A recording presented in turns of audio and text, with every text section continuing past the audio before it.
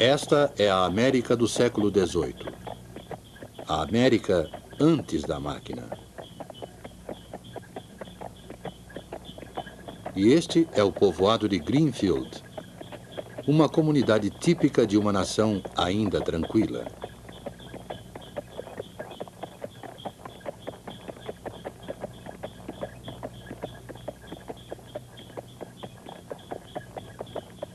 Henry Ford construiu Greenfield Village, uma cidade-monumento para preservar de algum modo a sua própria história.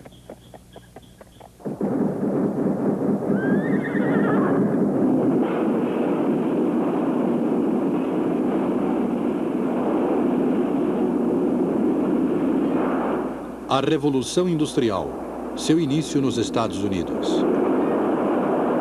Um filme da Enciclopédia Britânica. Versão brasileira, Alamo.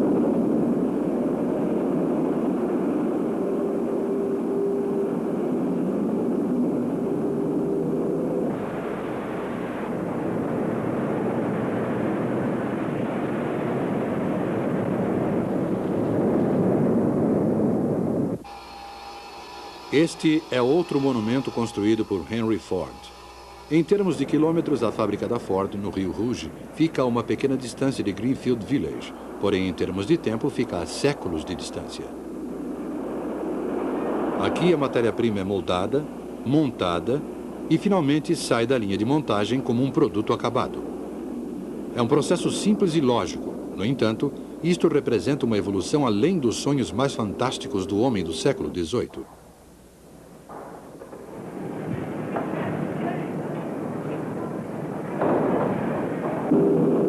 Para compreender como a Revolução Industrial destruiu as Greenfield Villages da América, precisamos recuar quase 2 séculos.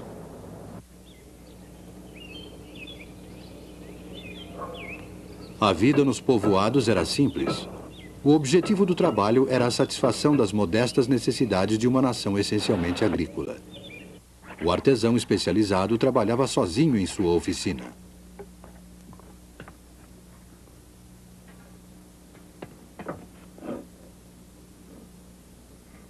A maior parte do trabalho era ainda realizada nas casas. Aqueles que tinham recursos importavam roupas da Inglaterra. Aqueles que não podiam teciam seu próprio fio de algodão e faziam suas roupas. A fabricação industrial era quase desconhecida. Por que fabricar produtos? Era muito mais fácil trabalhar no campo, havendo terra disponível. Aqueles que trabalham no campo são escolhidos por Deus. Assim falava Thomas Jefferson em 1784. Jefferson não via nenhum motivo para a industrialização e os seus conterrâneos pensavam da mesma forma. Era mais fácil importar da Inglaterra, onde a era industrial já havia começado. A América parecia estar destinada a permanecer uma terra de fazendeiros e negociantes, atuando na importação e exportação por via marítima. Os navios da Nova Inglaterra transportavam para a Europa matéria-prima, algodão, linho, madeira, fumo e lã, e retornavam com produtos industrializados. A América dependia da Europa. Tal situação não oferecia obstáculos enquanto a Europa estivesse em paz. Mas no início do século XIX, a França e a Inglaterra entraram em guerra ameaçando a frota mercante americana.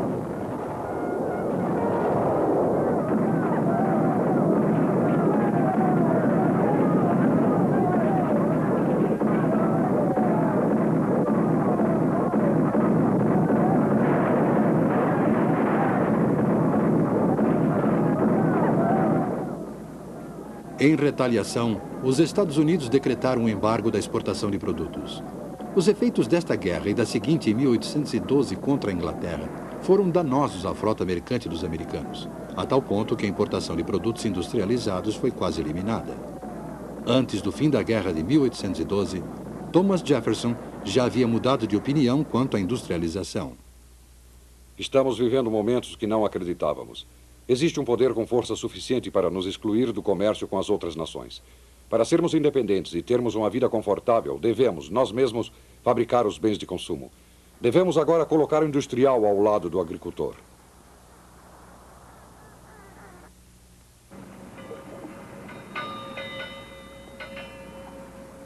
As condições mudaram. A América, completamente ilhada da Europa, precisava ser industrializada. Os comerciantes da Nova Inglaterra, sem condições para operar os seus navios, procuravam novas formas de investimento. Alguns anos antes, um inglês chamado Samuel Slater havia lhes mostrado um caminho. Aos 20 anos, vi um anúncio em um jornal americano onde se ofereciam máquinas modernas para beneficiamento do algodão. E como eu tinha sido aprendiz na fábrica inglesa do Sr. Richard Arkwright, que desenvolvera a máquina para a fiação de algodão, achei que essa máquina faria sucesso na América.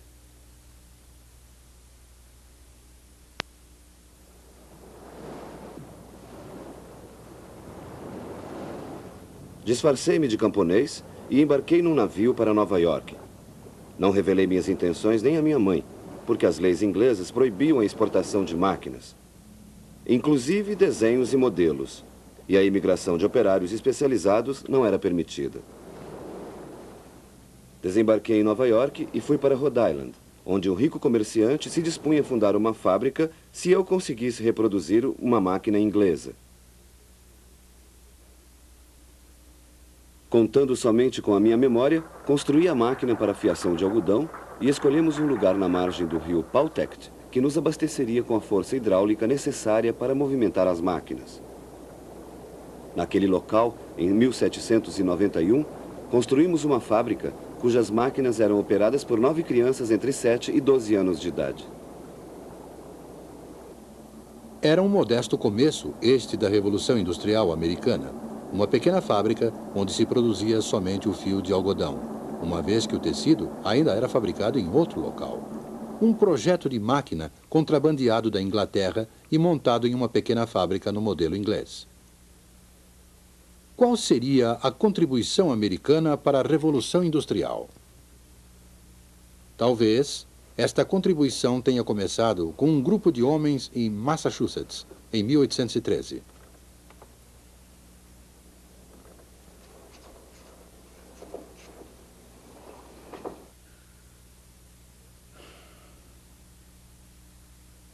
Bem, aí está. Companhia Manufatureira de Boston. Já é oficial. Esperemos que tenha êxito. É claro que alcançará êxito, Francis.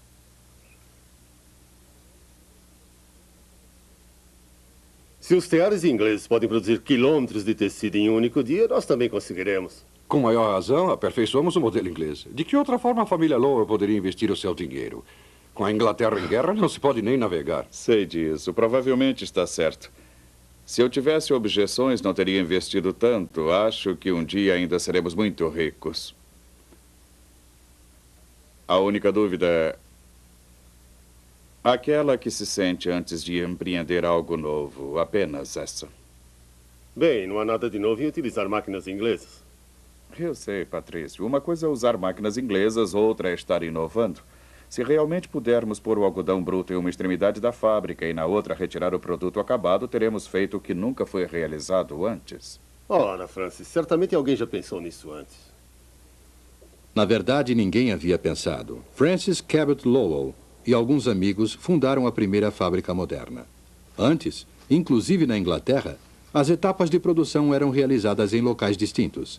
Produzia-se o fio de algodão em uma fábrica como aquela de Slater, o tecido era fabricado em outro lugar e, em uma terceira fábrica, era clareado. Em 1814, em Waltham, Massachusetts, o processo foi modernizado. Nenhum produto novo era manufaturado. Nenhuma máquina nova foi introduzida. A inovação consistia na combinação do antigo sistema de produção, de tal forma que todo este processo, do começo ao fim, era realizado em um único local. Por que isto não havia sido feito na Europa?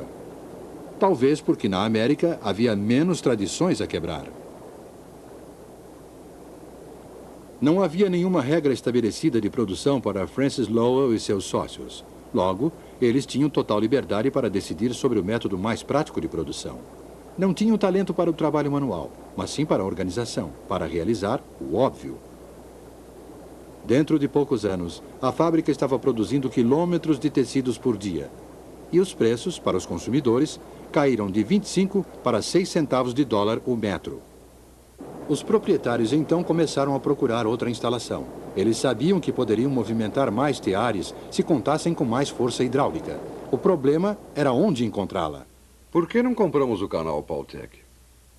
Inicialmente, aquela parecia ser uma ideia absurda, mas Francis Lowell pensou e concluiu que a compra do canal Pawtucket proporcionaria à sua fábrica toda a força hidráulica do rio Merrimack, o qual tinha uma queda d'água com mais de 10 metros de altura. Essa força poderia movimentar um grande número de teares. Lowell decidiu comprar o canal. Ele jamais poderia fazer algo semelhante na Inglaterra, onde a força hidráulica havia sido há muito tempo distribuída em pequenas cotas e, consequentemente, as fábricas eram obrigadas a permanecer pequenas. Somente na América era possível pensar em empreendimentos arrojados e grandiosos. Lowell comprou o canal Pawtucket, construiu a maior fábrica dos Estados Unidos e fundou a cidade de Lowell. Mas ainda havia um problema perturbando Lowell e os outros industriais daquela época. As máquinas quebravam e os consertos frequentemente duravam várias semanas, pois era necessário que um técnico especializado fabricasse cada peça.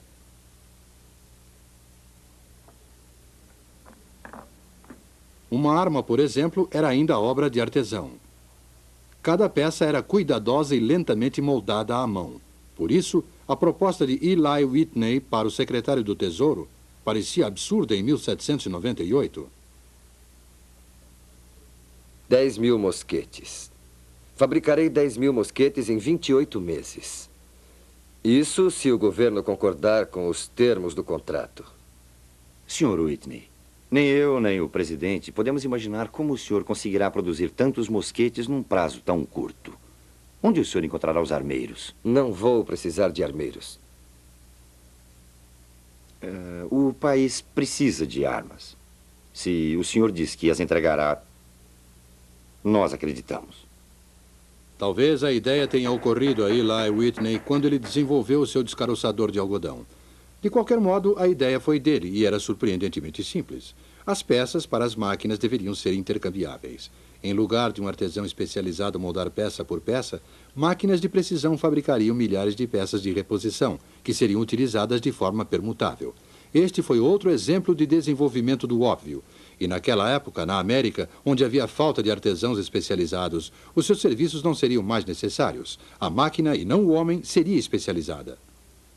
Passados os 28 meses, o Sr. Whitney não entregou nenhum dos seus prometidos mosquetes. Ele se dirigiu ao presidente Adams, esperando que a demonstração do seu novo empreendimento salvasse a sua reputação.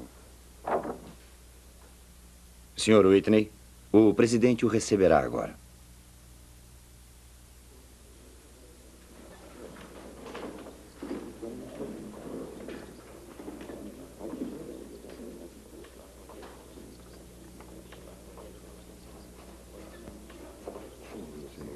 Está muito bem. Veja, senhor. Veja bem aqui esta área. Está realmente claro.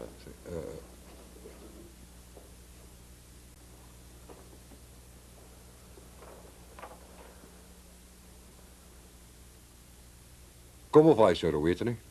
Senhor presidente, senhor vice-presidente, senhores. Sr. Whitney, todos nós sabemos que o senhor não cumpriu as obrigações contratuais com respeito aos mosquetes. Reconheço, senhor. Reconheço e lamento não ter cumprido o contrato. Todavia, pediria somente que os senhores mesmos verificassem. Aqui temos uma peça acabada de mosquete, feita por um artesão de acordo com o que eu chamaria de modelo antigo. E aqui temos um estoque completo de peças de mosquetes, fabricadas pela máquina. As peças são totalmente idênticas. Agora, eu pediria ao senhor presidente que pegasse ao acaso uma peça de cada pilha, as montasse e mostrasse aos membros do gabinete que, sem nenhum treinamento especial, o senhor pode montar um mosquete com essas peças.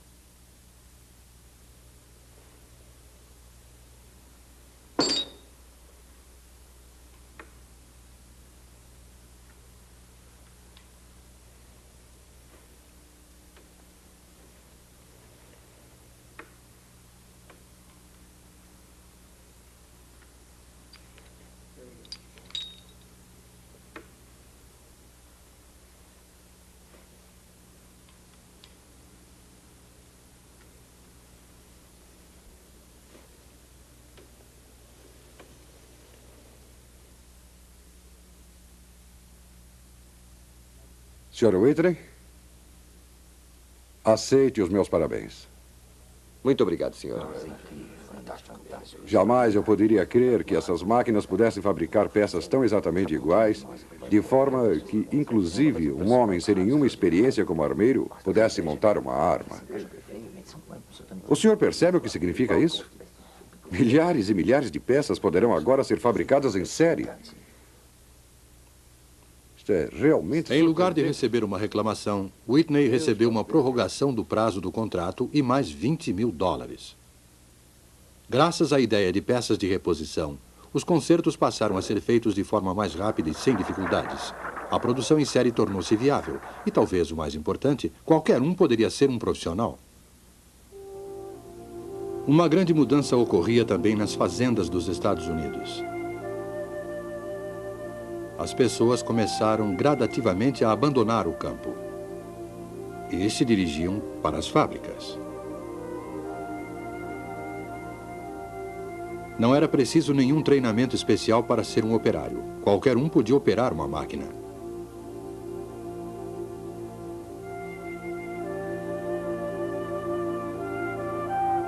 Onde havia concentração de máquinas, também havia concentração de pessoas. As cidades começaram a inchar. Em Nova York, em 1790, a população era de 33.131 habitantes. Em 1820, 123.706. Em 1840, 312.852.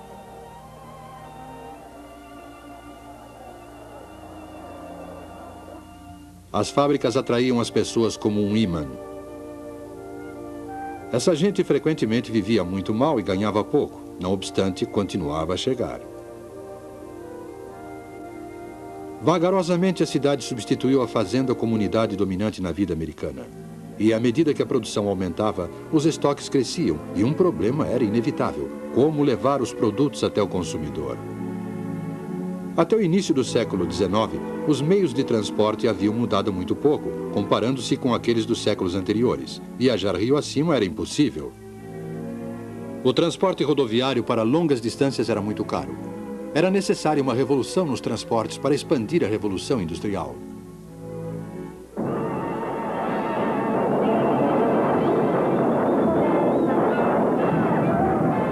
Em 1825, o canal Erie foi inaugurado com fogos de artifício, parada e um solene lançamento de água do canal no Oceano Atlântico. O leste e o oeste foram subitamente ligados por esse canal gigantesco. Os produtos industrializados da Nova Inglaterra passaram a ter um meio mais barato de transporte para o oeste. O motor a vapor era uma fonte de energia revolucionária, pois mercadorias e pessoas podiam ser transportadas tanto rio abaixo quanto rio acima. Os rios do oeste americano tornaram-se, então, grandes artérias de comércio por onde eram transportados os produtos do leste.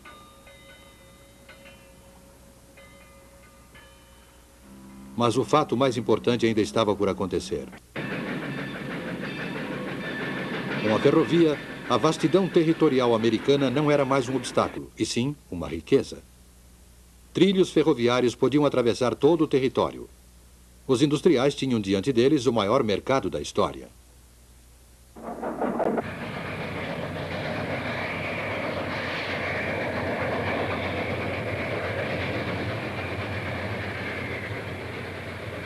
A América, às vésperas da Guerra Civil, comparada àquela de 50 anos atrás, mudara radicalmente. Quase um quinto da população americana já havia migrado para as cidades. A indústria estava solidamente estabelecida, principalmente no Nordeste. Confinada aos limites da ferrovia, a indústria também beneficiava o Oeste emergente. Mas, se o Norte era agora a terra da indústria, o Sul ainda era a terra do algodão. A Guerra Civil seria não somente uma guerra entre Norte e Sul, mas uma guerra entre agricultura e indústria.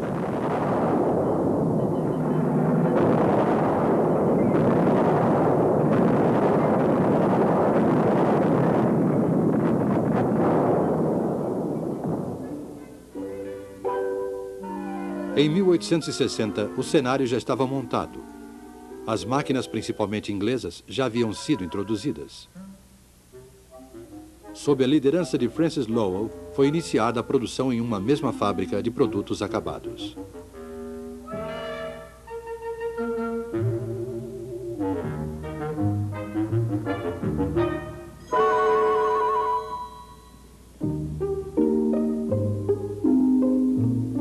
Eli Whitney desenvolveu as peças de reposição.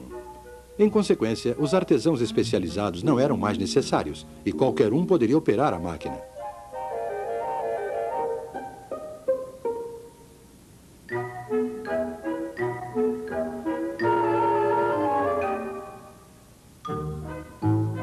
A força hidráulica foi substituída pelo vapor. E mais tarde, passou-se a utilizar o carvão para gerar o vapor.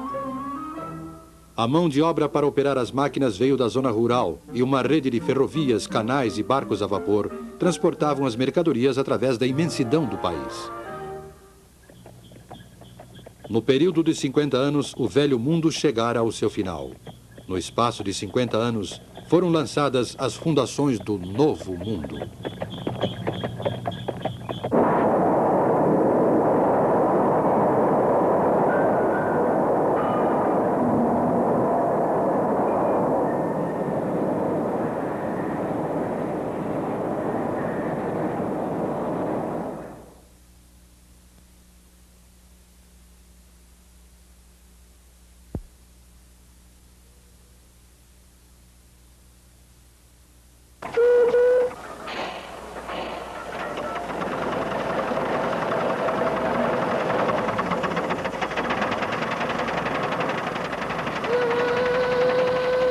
A Revolução Industrial na Inglaterra.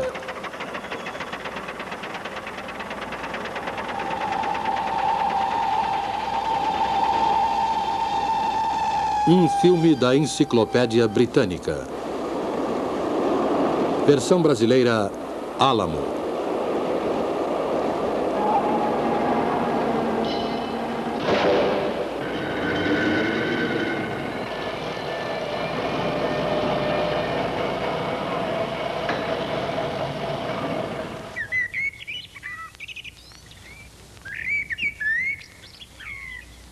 Voe com sua imaginação até a Inglaterra. Imagine a condição socioeconômica daquela nação há 200 anos. Era uma Inglaterra muito diferente da que conhecemos nos dias de hoje. Uma Inglaterra de aldeias tranquilas, de fazendas e pequenas propriedades rurais, de extensos pastos abertos e grandes florestas. Muitas regiões haviam evoluído pouco desde a Idade Média. A maior parte da população dedicava-se à lavoura ou exercia outras atividades rurais. O padrão de vida era baixo. As fazendas eram pequenas e as técnicas de cultivo eram rudimentares. O ciclo de culturas era quase desconhecido, assim como desconhecidas eram as técnicas de aumento de produção de alimentos. Havia pouca coisa para os carneiros comerem durante o inverno. Só o que Deus mandava para eles. A maioria morria. Agora vamos verificar as condições da manufatura, especificamente na área têxtil. Naquela época, a manufatura de lã era o grande alicerce da prosperidade inglesa. Em todas as casas, encontrava-se uma roda de fiar, e em todas as aldeias, um tear manual. Esse método de manufatura foi denominado sistema doméstico.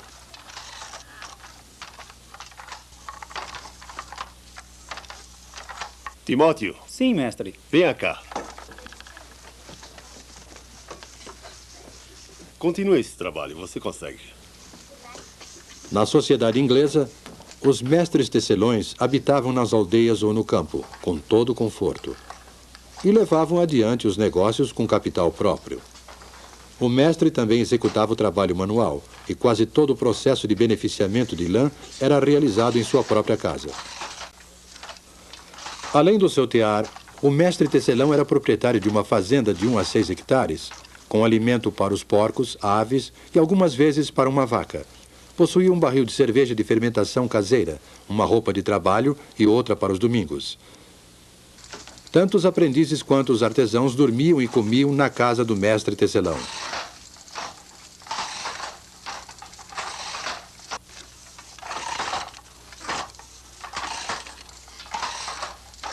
Mantenha o movimento firme, rapaz. Estou tentando, mestre. Estou tentando. Claro, eu estou vendo seu esforço. Os mestres e os seus empregados eram geralmente ligados pela afeição, a ponto de não desejarem se separar.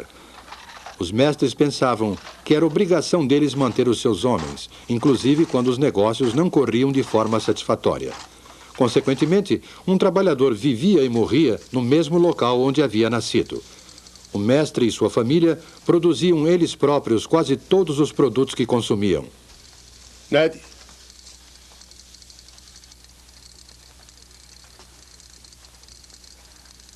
O que você acha? Ele parece um campeão, não é? Eu vou fazer um casaco bem bonito. Você é um menino de sorte. Agora pode ir. Ei, Ned! Valha-me Deus! Eles cultivavam na fazenda os cereais que os alimentavam, manufaturavam o tecido de lã com que se vestiam e satisfaziam as demais necessidades com o produto da venda do tecido por eles manufaturado.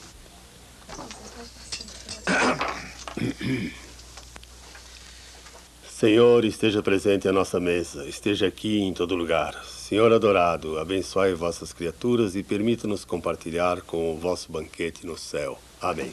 Amém. O mestre tecelão costumava sentar-se à cabeceira da mesa de carvalho.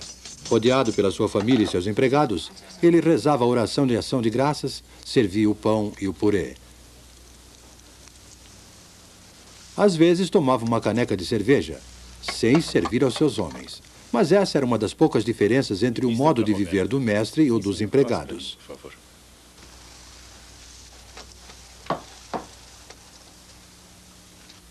Há muito ainda para você aprender na arte da tecelagem. O pagamento é muito pouco para o aprendiz. Dinheiro não é uma coisa boa no bolso dos jovens.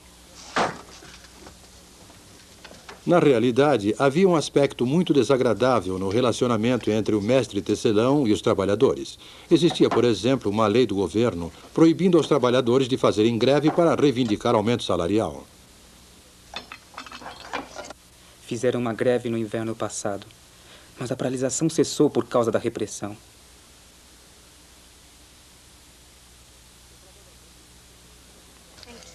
O trabalhador dificilmente se arriscava a fazer greve e não podia procurar trabalho em outro lugar. Recebia uma remuneração irrisória pelo seu serviço. Ele ocupava, na verdade, uma posição intermediária entre escravo e homem livre, ou mais precisamente, entre servo e cidadão. Tais eram as condições na indústria têxtil inglesa há 200 anos, apresentadas neste filme de forma concisa. Essas condições variavam conforme o lugar e a época. A Inglaterra não era absolutamente o paraíso terrestre, mas a vida seguia o seu curso tranquilo, geração após geração. E nos 100 anos seguintes, a nação se transformou e o estilo de vida do povo inglês sofreu uma transformação radical. Aldeias tornaram-se vilas, vilas tornaram-se cidades, e a manufatura foi transferida das tranquilas propriedades rurais para as fábricas.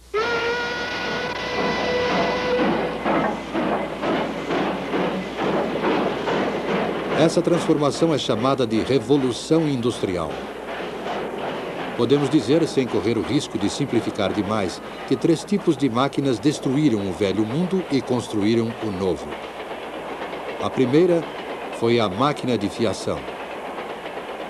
A segunda, o tear mecânico. E a terceira, o motor a vapor.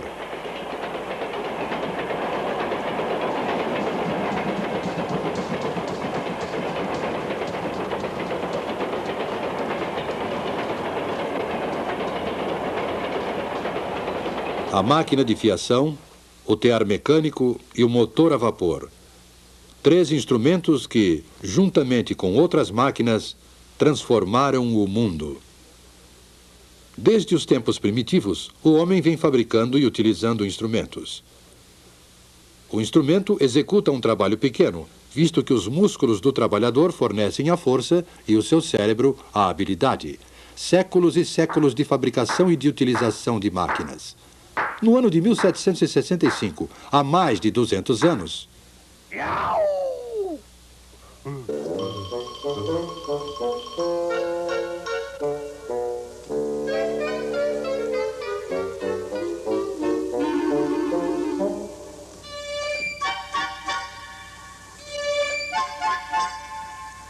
Jenny!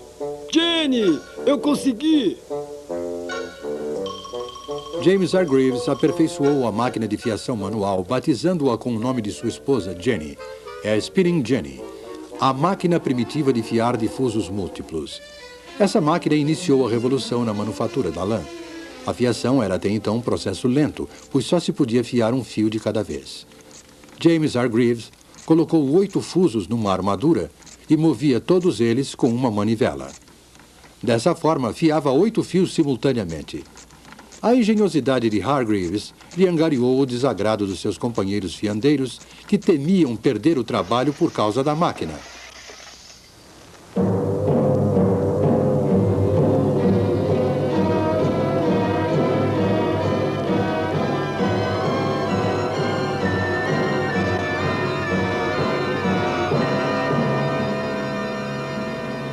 Mas Hargreaves não desistiu do seu empreendimento. E logo depois desenvolveu uma outra máquina que fiava 16 fios ao mesmo tempo. Uma criança podia, ao girar a manivela desta máquina, realizar o trabalho que antes era executado por mais de 100 homens. Ninguém conseguiria mudar o curso da história, pois uma descoberta iria inevitavelmente abrir caminho para outra. Em 1784, a população de Godby Marwood, uma pequena aldeia na região central do país, estava inquieta em virtude do que acontecia na casa do ministro da aldeia, o reverendo Edmund Cartwright.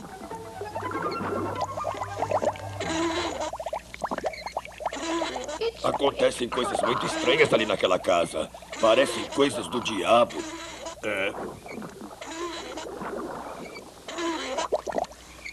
Segundo seus vizinhos, o reverendo não era um homem bom. Acreditavam que ele praticava bruxaria. Mas tais temores eram infundados. Cartwright havia simplesmente desenvolvido uma máquina, acelerando assim o processo de industrialização. A partir de então, a energia não era mais produzida pelos músculos dos trabalhadores, como ocorria com a máquina de fiação. A fonte da energia seria a água. A força da água corrente foi utilizada para movimentar uma máquina de tecer. Estava criado o tear mecânico. O trabalho manual na indústria têxtil foi abandonado, como foi também o velho sistema doméstico de manufatura. O tear mecânico, além de ter um preço elevado para o tecelão comum, era muito grande para ser colocado em casa.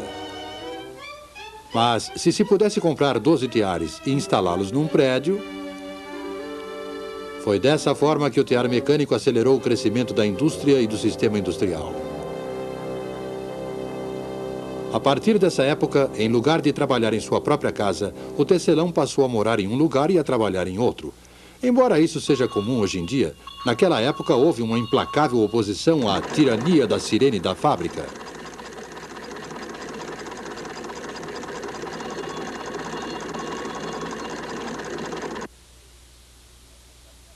Houve tempos em que eu tinha vontade de jogar as minhas lançadeiras no chão. Mas a máquina que daria o maior impulso à Revolução Industrial ainda estava por vir.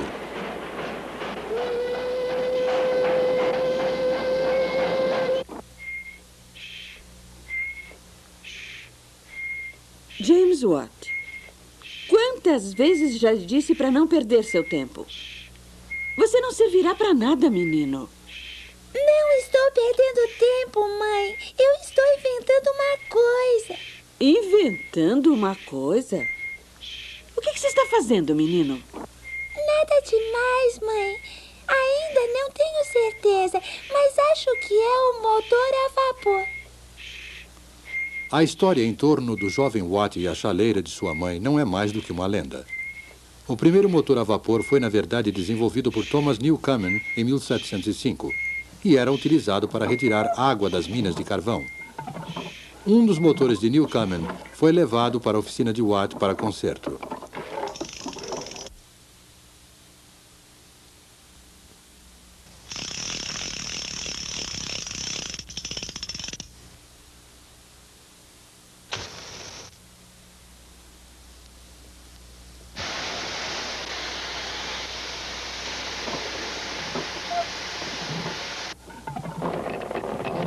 James Watt empenhou-se nesse trabalho e, por volta de 1781, aperfeiçoou o motor, convertendo-o em grande fonte de força.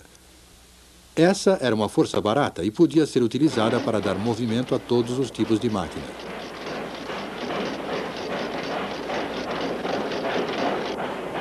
Com o motor a vapor de Watt e com o aperfeiçoamento dos métodos de beneficiamento do ferro e do aço, a Revolução Industrial era um fato consumado. A máquina de fiação e o tear manual foram abandonados. Surgiram as grandes cidades, não de um dia para o outro, mas no curto espaço de 100 anos. No lugar do mestre tecelão, semi-industrial e semi-fazendeiro, apareceu o capitalista, proprietário de muitos teares e empregador de centenas de trabalhadores. Com a Revolução Industrial, a Inglaterra transformou-se na fábrica do mundo no século XIX. Era um período que exigia criatividade e desembaraço.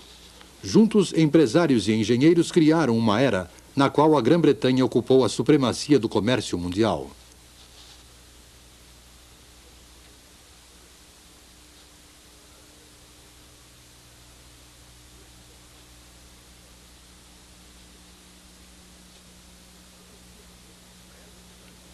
Parecia haver motivos suficientes para grande otimismo. Ser um inglês no início do século XIX significava ter acesso, se fosse um inglês rico, a todas as comodidades e prazeres que o mundo podia oferecer. E a grande massa da população? A maior parte da população caía cada vez mais na indigência e na miséria.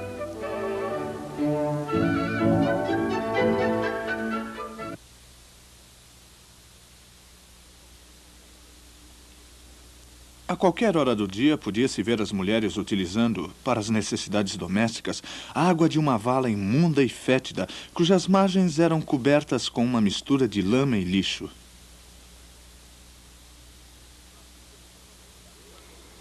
A vida do trabalhador inglês, incluindo mulheres e crianças, era uma luta miserável pela sobrevivência, tendo dois inimigos, o empregador e a máquina. Sim, senhor. Comecei a trabalhar na tecelagem quando tinha 7 anos. Meu horário de trabalho é das 5 da manhã até as 8 da noite. Conversa de escravos. Os trabalhadores do período feudal não foram tão aviltados e escravizados quanto os pobres trabalhadores do norte civilizado.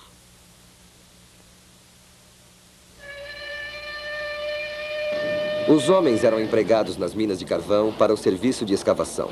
Seus instrumentos de trabalho eram as picaretas e as pás. As mulheres e também as crianças eram encarregadas de arrastar a carga do carvão bruto de uma extremidade à outra através dos túneis subterrâneos.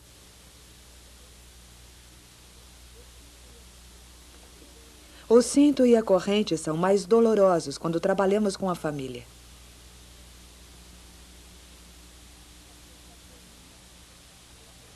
É comum as mulheres largarem a carga e caírem da escada.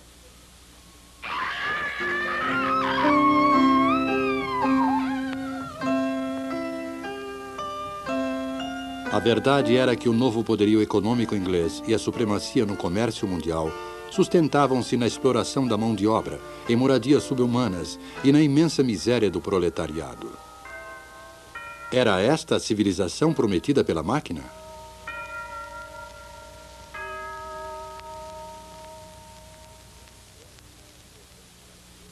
Observo com prazer que a classe operária inglesa está conscientizada de sua exploração e que ela odeia aqueles que a exploram. Há uma diferença no comportamento dos trabalhadores. Alguns deles mal nos cumprimentam. Todos os projetos de reforma não poderão evitar os males terríveis que vejo se acumulando há muito tempo. Meus empregados pobres? Não os contratei de acordo com as normas do mercado? Não lhes pago, inclusive, até os centavos de seus salários? Segundo o Dr. Arnold, o problema social era dramático e a Inglaterra seria fatalmente tragada por uma revolução civil sangrenta.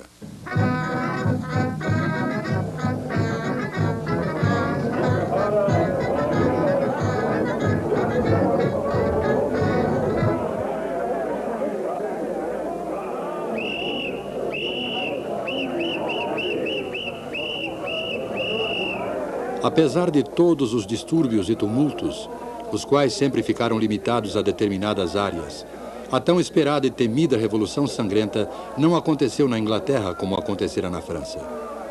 E isso por dois motivos principais. O primeiro foi a reforma. Durante anos, houve muito debate público pela reforma dos males sociais causados pela Revolução Industrial.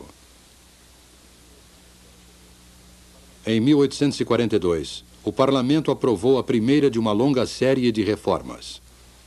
A Lei das Minas. Determinou que, a partir daquela data, o trabalho de mulheres e crianças menores de 10 anos nas minas de carvão estava proibido. Em 1847, a Lei das 10 Horas. A jornada de trabalho de mulheres e crianças na indústria têxtil não deveria ser superior a 10 horas.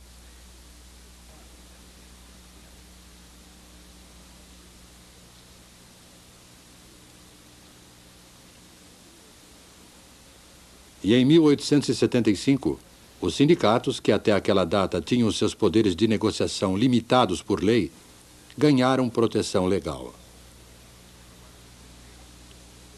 A partir de então, o operário tinha o amparo legal para se reunir com seus companheiros em defesa de melhores condições de trabalho, redução da jornada e aumento salarial. A produtividade foi o outro motivo. Assim como a reforma, ela evitou que os problemas sociais da industrialização causassem uma revolução civil.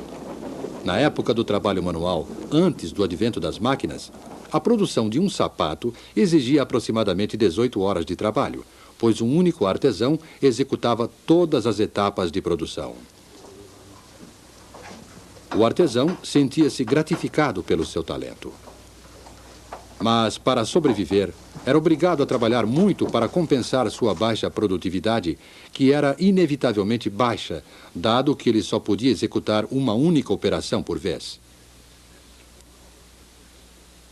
O acabamento podia ser excelente, mas o preço do sapato feito à mão era elevado e, consequentemente, poucas pessoas podiam pagá-lo.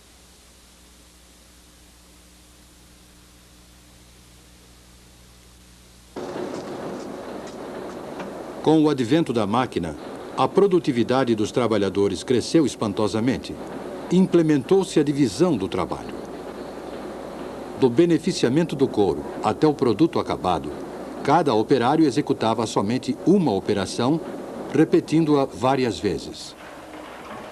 Desde que o couro estivesse beneficiado, um sapato podia ser produzido em menos de 20 minutos, ao invés de 18 horas exigidas pelo método artesanal.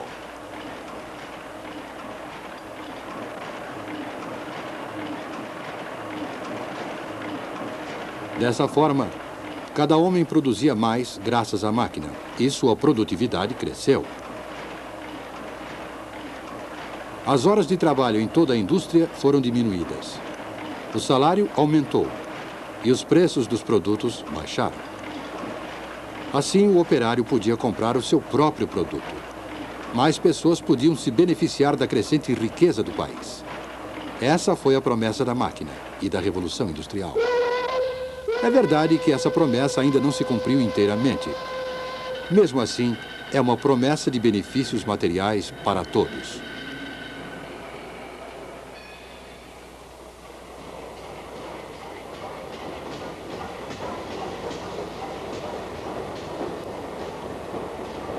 O século XIX, o século da Revolução Industrial, foi uma época de grandes realizações para a Inglaterra. Uma nação de economia agrícola, com uma grande manufatura de lã, transformou-se em uma nação industrial, de engenheiros, de minas de carvão, de empresas siderúrgicas e de fábricas. Essa transformação da economia causou muito sofrimento para a classe operária. Mas, por outro lado, em um período muito curto, a Inglaterra tornou-se o maior exportador de produtos.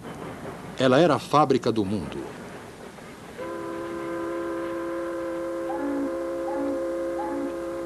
Além de exportar locomotivas, motores a vapor, têxteis e outros produtos acabados, talvez o que mais a Inglaterra exportou foi a industrialização. Dessa ilha separada da Europa pelo oceano, a Revolução Industrial se espalhou, levando para o mundo os grandes problemas, assim como os benefícios materiais da moderna civilização industrial.